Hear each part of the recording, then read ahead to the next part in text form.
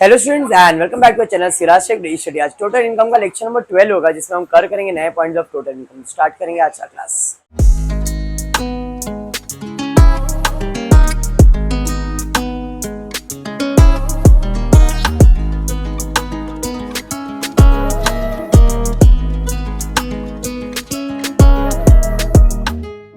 देखो, आज जिस टाइप का सम ले रहा हूं, इस टाइप का सम एग्जाम में आता ही है।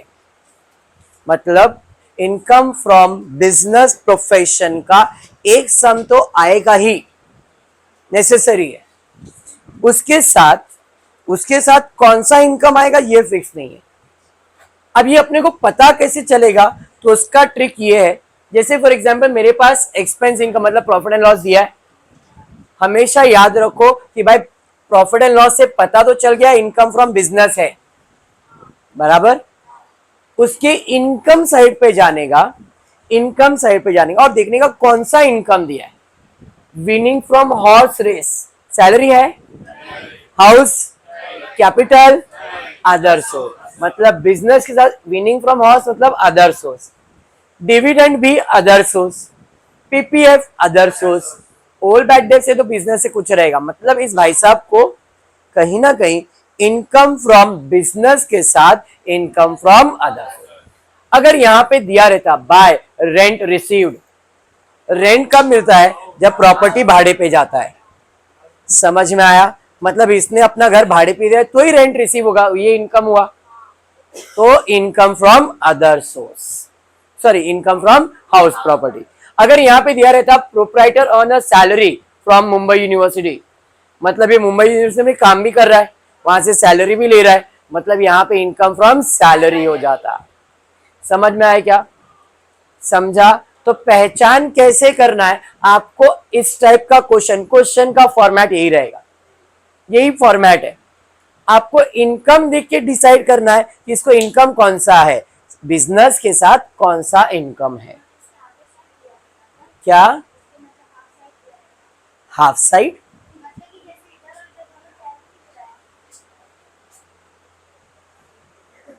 जागो बेटा, प्रॉफिट एंड लॉस में डेबिट साइड क्रेडिट साइड होता है, आधा साइड नहीं होता है।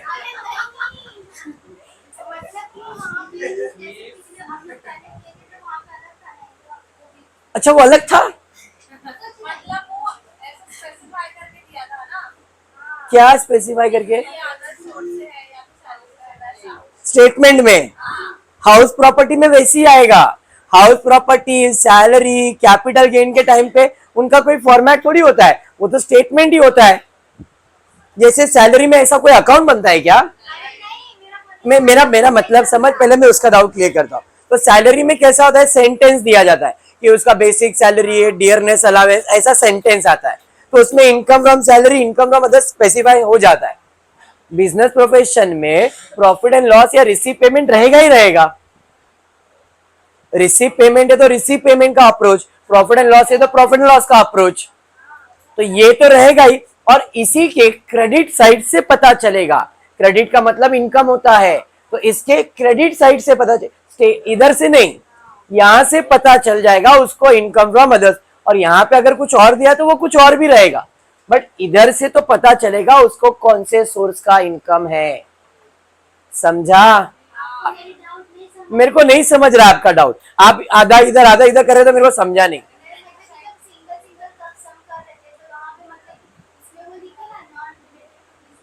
हाँ, तो ये सब करेंगे ना।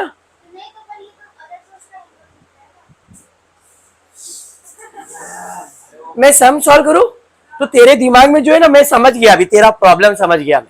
इसका प्रॉब्लम ये कि जब हम बिजनेस प्रोफेशन कर रहे थे तभी आपने इसके बारे में कुछ बोला नहीं था, ये बिजनेस का नहीं है। आपने बताया था जो बिजनेस से रिलेटेड नहीं होता है वो सब लेने का, तो मैं वो तो करने वाला ही हूँ। मैं वो करने वाला है उस टाइम पे, बिजनेस के टाइम पे वो बिजनेस का नहीं था, इसलिए हमने लेस किया था। तो वो किसका है? तो वो इनकम फ्रॉम अदर सोर्स का है। तो अभी हम टोटल कर रहे, उस टाइम पे इग्नोर किया था, अभी हमको करना है। हो गया? यही डाउट था ना आपका? बाकी लोगों ने क्या था ये कुछ नहीं काजल, आएगा तेरे को भी डाउट, ध्यान दे। तो अब इससे पता चला इससे पता चला कि इस भाई साहब को बिजनेस का भी इनकम है प्रिया और अदर सोर्स का भी है। बराबर है। क्वेश्चन रीड करता हूं, जरा ध्यान दो। Mister Kulkarni gives the following information for the year ended 31 March 23। Profit and loss account दिया। जब भी प्रॉफिट एंड लॉस दिया है तो प्रॉब्लम चालू होगा नेट प्रॉफिट से, ऐड करेंगे एक्सपेंसेस जो बिजनेस के नहीं है, माइनस करेंगे इनकम जो बिजनेस के नहीं है। जब वो बिजनेस के नहीं तो वो किसके है? सैलरी का है तो सैलरी में जाएगा, अदर का है तो अदर में जाएगा, हाउस का है तो हाउस में जाएगा, कैपिटल का है तो कैपिटल में जाएगा। ऐसा टोटल इनकम सॉल्व होता है।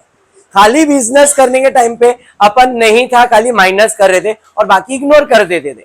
लेकिन यहाँ पे कंप्यूटिस्ट टैक्सेबल इनकम, तो टैक्सेबल इनकम में बिजनेस का भी इनकम लिया जाएगा, अदर सोर्स भी लिया जाएगा, सैलरी भी लिया जाएगा, हाउस प्रॉपर्टी भी लिया जाएगा, कैपिटल जितने भी इनकम है सब लिया जाएगा और टोटल किया जाएगा। समझाइए? हाँ, चलिए तो फिर प्रॉब्लम स्टार्ट करेंगे। प्रॉब्लम चालू होगा नेट प्रॉफिट से। बराबर है। यहाँ पे नेट प्रॉफिट कितना दिया भाई? Net profit as per profit and loss 4,36,000। 4,36,000 add करूंगा मैं इसके अंदर। क्या क्या ऐड होगा? एक्सपेंसेस रिलेटेड टू बिजनेस और प्रोफेशन, माइनस करूंगा income not related to business और प्रोफेशन। बराबर है? हाँ, जो लोग कल बैठे थे लेक्चर रिवीजन लिया था मैंने। चलिए ठीक है, अब एडजस्टमेंट से पहला स्टार्ट करते हैं। Interest on fix deposit with Union Bank. Interest on fix deposit with Union Bank, income from other source. उसका इससे कोई लेन देन है क्या? नहीं। Dividend from Tata son on preference shares, income from dividend on Saraswat Cooperative Bank, other source. He paid Mediclaim premium rupees 15,000 on his health and 50,000 on health of father who completed 65 years on 31st March 23 by check. ये तो deduction है, खर्चा है, income थोड़ी है। Compute मतलब ये information सब अदर सोर्स का ही है। बराबर है? चलिए, मतलब कोई एडजस्टमेंट नहीं, एक एक करके स्टार्ट करेंगे। सैलरी टू स्टाफ बिजनेस का खर्चा है, आएगा क्या? नहीं। सैलरी टू कुलकर्णी, अरे कुलकर्णी मालिक है, मालिक अपने बिजनेस से सैलरी ले सकता है क्या? नहीं। मतलब ये पर्सनल हो गया तो लिया जाएगा। ऐड करूंगा मैं सैलरी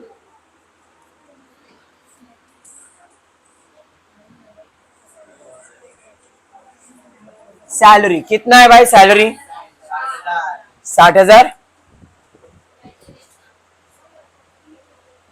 समझाइए? आगे बढ़ते। उसके बाद क्या है? General expenses. कोई एडजस्टमेंट है क्या जनरल एक्सपेंसेस में? जनरल एक्सपेंसेस किसका होता है? बिजनेस का, इग्नोर। कन्वेंस किसका होता है? बिजनेस का।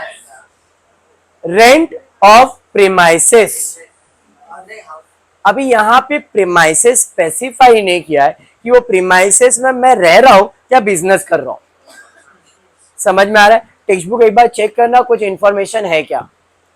बाकी अगर कुछ नहीं है तो प्रीमाइसेस मतलब जहां पे आप बिजनेस कर रहे हो, क्योंकि प्रॉफिट एंड लॉस है मतलब वो बिजनेस का ही रहेगा। समझ में आया? अब यहाँ पे कोई इंफॉर्मेशन दिया नहीं है तो रेंट ऑफ प्रीमाइसेस मैं अज्यूम कर रहा हूं ये बिजनेस का है। अगर प्रीमाइसेस पर्सनल यूज के लिए बोला रहता मतलब वो बिजनेस का नहीं पर्सनल होता, हम ले लेते। ठीक है, चलिए आगे दिया है fire insurance premium. Fire insurance goods का इंश्योरेंस क्या रहेगा? बिजनेस का है। रिजर्व फॉर डाउटफुल डेब्ट, कल मैंने इसके बारे में बताया है और नॉर्मली मैंने बताया सिर्फ बैड डेब्ट्स होगा तो बिजनेस का है, लेकिन रिजर्व आया तो पर्सनल है। कितना है भाई? 20,000 रिजर्व्स फॉर बैड डेब्ट्स। कितना? 20,000। क्लियर है? आगे बढ़ते। इनकम, अरे कल ही बताया इनकम टैक्स पर्सनल होता है। इनकम मतलब पर्सनल इनकम का टैक्स है, तो income tax 15,000।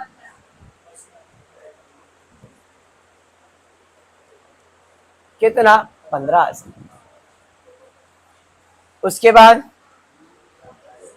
Contribution to PPF, contribution to PPF public provident fund, contribution किया है, ये तो इन्वेस्टमेंट है या नहीं?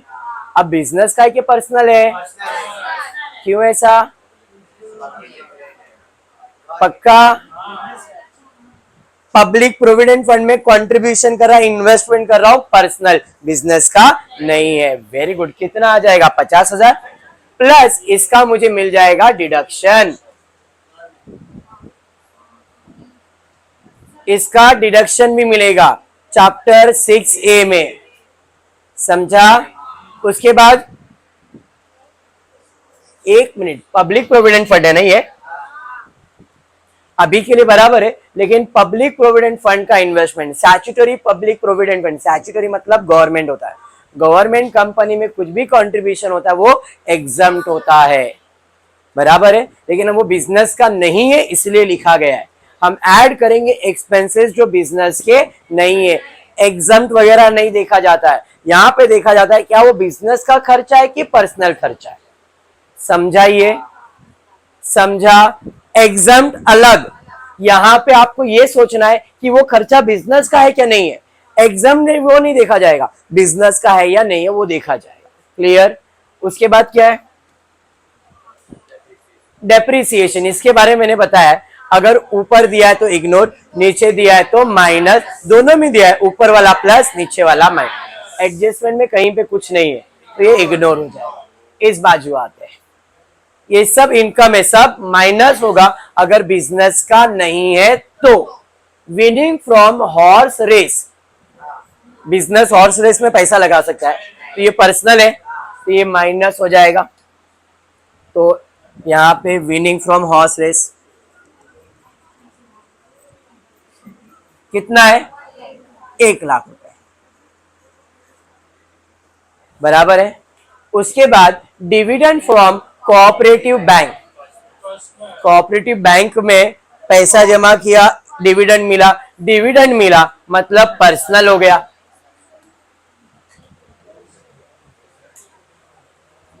डिविडेंड कितना? डन है। उसके बाद इंटरेस्ट ऑन पीपीएफ, इंटरेस्ट मिल रहा है, पर्सनल है, कंट्रीब्यूशन भी तो किया आपने, बट ये एग्जम्प्ट होता है। इंटरेस्ट ऑन पीपीएफ कितना? यहां पे दिखेगा क्योंकि वो बिजनेस का नहीं है, लेकिन अदर सोर्स में जब मैं जाऊंगा तो इसे एग्जम्प्ट कर दूंगा। अभी अभी रिसेंट हाउस प्रॉपर्टी में दिया था, पीपीएफ पब्लिक प्रोविडेंट फंड है, उसका इंटरेस्ट माफ होता है, बराबर। नेक्स्ट, उसके बाद all bad debts recovered, personal, all bad debts recovered, कोई पुराना पैसा था जो डूब गया था, जब वो डूब गया था तो अपने बिजनेस में रखा रहेगा क्या? उसे निकाल दिया रहेगा, राइट ऑफ कर दिया रहेगा। अब अचानक में वो कस्टमर आता है और पैसा देता है तो क्या आप बिजनेस को दोगे क्या? वो तेरा तो खत्म हो गया कि सर मेरा जबान था मैं देगा, पैसा दे दिया तो मेरे जेब में जाएगा, बिजनेस के पास जाएगा क्या? नहीं, मतलब ये बिजनेस का है क्या? नहीं। समझ में आ गया? तो ये बिजनेस का नहीं है। कैसे पता चला? रिकवर्ड वर्ड आया इससे। अगर सिर्फ ऑल बैड डेब्ट्स होता बिजनेस का होगा, नहीं लिया जाएगा। रिकवर्ड इसलिए हमारा पर्सनल हो गया, यहाँ पे पर्सनल आ जाएगा, ऑल बैड डेब्ट्स। मेरा टेक्स्ट बुक दे, मेरे को कुछ तो करेक्शन लग रहा है। कितना है? 38,000, 38,000। कुछ एडजस्टमेंट चेंज है ना, दिखा ना। अच्छा, ये क्वेश्चन में ना थोड़ा करेक्शन हुआ है, मेरे को लग रहा था कुछ तो गड़बड़ है। ये जो है ना, ये इस क्वेश्चन का पार्ट ही नहीं है। मैं क्वेश्चन का जो पार्ट है वो डिक्टेट कर रहा हूं, आप लोग लिख के लो। क्वेश्चन इतना सही है और ये जो पार्ट है डिक्टेट करा। अगर टेक्स्ट बुक है तो अच्छी बात है, टेक्स्ट बुक नहीं है तो लिख के लो। 3 पॉइंट है। सबसे पहला है depreciation allowed as per income tax, में शॉर्ट में लिख रहा हूं 60,000। उसके अलावा जनरल एक्सपेंसेस लिख के लो। जनरल एक्सपेंसेस आपके टेक्स्ट बुक में क्वेश्चन है तो कोई प्रॉब्लम नहीं है। General expenses include 10,000 gift for father, ये स्टाफ, एंड 20,000 फॉर LIC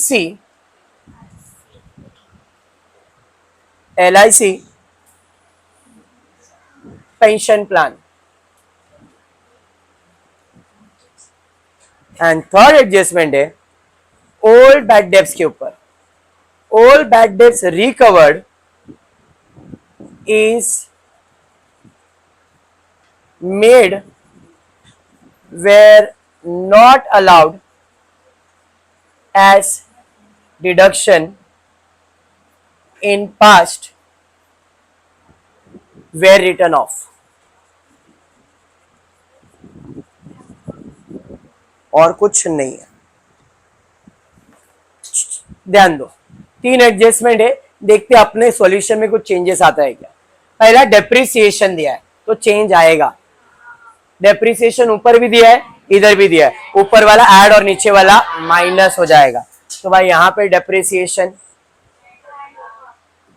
समझ में आया, 70,000 इधर आएगा और यहां पे डेप्रिसिएशन 60,000। एक चेंज ये हुआ। फिर उसके बाद गिफ्ट के ऊपर, सॉरी जनरल एक्सपेंसेस के ऊपर एडजस्टमेंट है। ये जो जनरल खर्चा मैंने इग्नोर किया था, बट एडजस्टमेंट दिया है 10,000 स्टाफ को गिफ्ट दिया है। स्टाफ को गिफ्ट दिया मतलब बिजनेस का ही खर्चा है। और 20,000 LIC life insurance corporation personal है। तो भाई जनरल एक्सपेंसेस में 20,000 पर्सनल खर्चा है तो यहाँ पे दिखाना पड़ेगा। समझ में आया?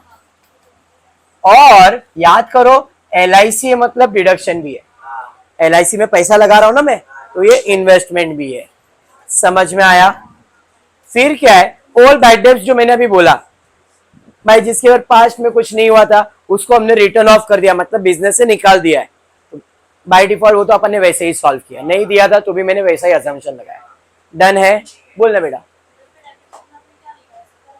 70,000 है। डन, सारा हो गया। अब जरा ध्यान देना, इसको जब मैं सॉल्व करूंगा तो मुझे मिलेगा income from business profession. Total कर लो फटफट, इसका टोटल, इसका 2 लाख 70 31 2,35,000 टोटल करके चेक करना बाबा, ऐसे डायरेक्टली मत बोलो, टोटल करके बोलना। 1 लाख 2 लाख 2 लाख 2,50,60 के आसपास आ रहा है। 2,58,000 2,58,000। अब इसमें ये ऐड और ये माइनस कर दो, 4 लाख कितना आया? 4,13,000। ठीक है, 4,13,000 ये मुझे जो मिला, इसे मैं कहूंगा क्या? इनकम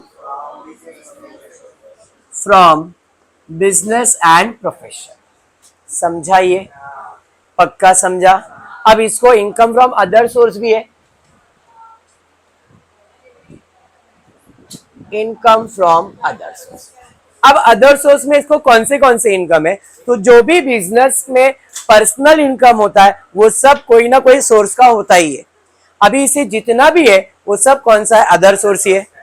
तो winning from horse race, winning 1 lakh रुपया पूरा। फिर है डिविडेंड, किधर से मिल रहा है? डिविडेंड फ्रॉम, कुछ तो दिया है, डिविडेंड फ्रॉम कोऑपरेटिव बैंक। कितना मिल रहा है? 20,000। Dividend from bank 20,000। क्या हुआ बोल, समझा अभी। उसके बाद क्या है, इंटरेस्ट ऑन पीपीएफ एग्जम्प्ट होता है, आएगा और चले जाएगा। उसके अलावा बैड डेब्ट्स रिकवर नहीं आएगा। ये बिजनेस का पैसा था, उसने मुझे दे दिया, जिसके ऊपर मैंने टैक्स भर दिया है, तो इसके ऊपर कुछ भी इनकम नहीं दिखाया जाएगा। सर कैसे, तो एडजस्टमेंट में बोला था जिसपे ऑलरेडी टैक्स पास्ट में चार्ज कर चुका हूं मैं। अब क्या हुआ, वो पैसा मुझे मिल रहा है तो वो पैसे के ऊपर टैक्स नहीं होगा, और जब उसके ऊपर टैक्स नहीं होगा तो आपका इनकम नहीं रहेगा। बात समझ में आ रहा है। फॉर एग्जाम्पल भाई, मेरे कस्टमर से मुझे जिस साल पैसा मिलने वाला था उस साल नहीं मिला, बट कंपनी को दिखाना तो पड़ेगा कि भाई गवर्नमेंट देखो इतना इतना पैसा इतना नहीं आया, गवर्नमेंट ने उस पैसे पे टैक्स चार्ज कर लिया। अब हुआ क्या, मैंने इसका पैसा राइट ऑफ कर दिया, ये भाई पैसा डूब गया। अचानक में भाई मैंने सर आपका पैसा लो, तो क्या उस पैसे पे टैक्स होगा? नहीं, समझा, इसलिए वो इनकम नहीं है। नेक्स्ट उसके बाद क्या है, डेप्रिसिएशन, खत्म, क्लियर। और कोई इनकम है क्या? नहीं। तो भाई इसका टोटल ले लेता हूं 1,20,000, और क्या है 1,20,000 बराबर है, क्लियर, टोटल ले लिया मैंने ये। अब जीटीआई, जीटीआई कितना आएगा, 4,13,000 प्लस 1,20,000, 5,35,000 सॉरी 25,000 33,000 बराबर है। अब इसमें मुझे मिलेगा deduction, less deduction under chapter 6। एक तो कंट्रीब्यूशन किया पीपीएफ में, एक डिडक्शन वो, उसके अलावा उसने दूसरा एलआईसी का कंट्रीब्यूशन किया है, ये सब कट हो गया, ये सब भाई नहीं। तो भाई उसको एक तो है कंट्रीब्यूशन एलआईसी का है और एक है पीपीएफ का है, बराबर है। तो एलआईसी के लिए आता है 80C और बाकी सब के लिए, एलआईसी के लिए 80CCC, बाकी के लिए 80C। 80C में आ गया पीपीएफ और इधर एलआईसी। पीपीएफ में कितना कंट्रीब्यूट किया उसने, 50, एलआईसी में कितना कंट्रीब्यूट किया है 20, तो यहां पे आएगा 50,000 और 20,000, दोनों मिला के 1.5 लाख ही मिलेगा, बट अब ये 70 पूरा माइनस हो जाएगा, माइनस हो जाएगा एनटीआई और टैक्स इस पे भरा जाएगा।